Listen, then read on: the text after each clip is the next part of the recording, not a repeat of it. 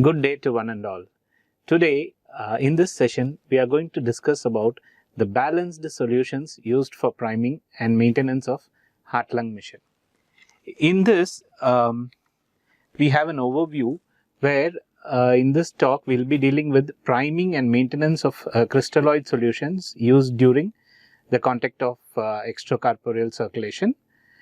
And this talk is focusing on crystalloids and colloidal solutions, which is used for longer durations of CPB, and the ideal solutions used in case of different patients, in case of specific patients. We'll be dealing with these in this talk. Introduction: the ideal prime management plan should avoid both hypovolemia and hypervolemia. The use of right combination of prime for the given patient at right time, knowledge of the pharmacodynamics and the volume kinetics of the priming solution is essential. Debate on crystalloid versus colloid. See, in which patients you have to use crystalloid and in which patients colloid should be done is always a debate. But we'll deal this debate, we'll know about the crystalloids and colloids which is used in cardiopulmonary bypass, and then we'll go in for the debate. So this is a very important slide. In this, the total body fluid composition of an average adult 70 kgs is 45 liters of fluid, in which the intracellular fluid component is 30 liters, which is 65%, and the extracellular fluid component is 15 liters, which is 35%. The interstitial space amounts to around 10 liters, which is the extracellular fluid, and the interstitial component is 10 liters, and the intravascular component is 5 liters. So this intravascular component of 5 liters is only the place where we are going to deal with. So we have access only to this 5 liter of the vascular compartment. But whatever we do and whatever the fluids which we give in this 5 liter vascular compartment is going to change the entire body fluid composition. So all priming fluids are given only in the vascular compartment.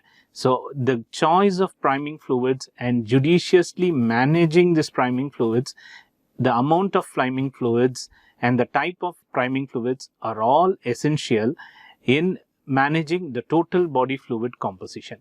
So this is a very important slide, and this 5 liters indirectly controls the total 45 liters of fluid in the body. So this is an important slide, and people should understand this before going on for cardiopulmonary bypass, so that the choice of prime can be judiciously manipulated, so that the 5 liters of fluid compartment doesn't exceed and move into the intracellular compartment or into the interstitial compartments. So interstitial fluid gain indirectly leads to tissue edema and organ dysfunction finally in the later stages. Osmolarity and osmolality. So these two terminologies are used in cardiopulmonary bypass fluid solutions, priming solutions. But when considering the physiology of body fluids, the difference between these two terminologies is negligible. So any terminology can be used accordingly. So osmolality is the number of solutes per kilogram of solution, and osmolarity is the number of particles dissolved in 1 liter of the solution. So this can be used synonymously while handling body fluids and while handling priming solutions.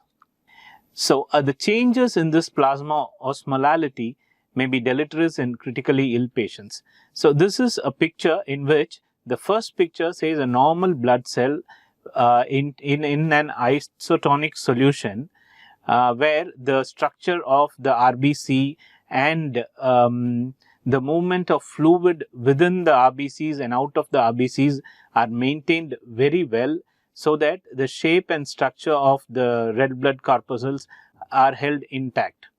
And when you have a hypotonic solution, so more of the solute enter into the RBCs, so that the RBC gets swollen and it loses its function.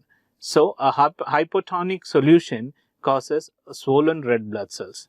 Likewise, when you have a hypertonic solution, this leads to the fluid shifts from the RBCs to the outer surfaces, extracellular.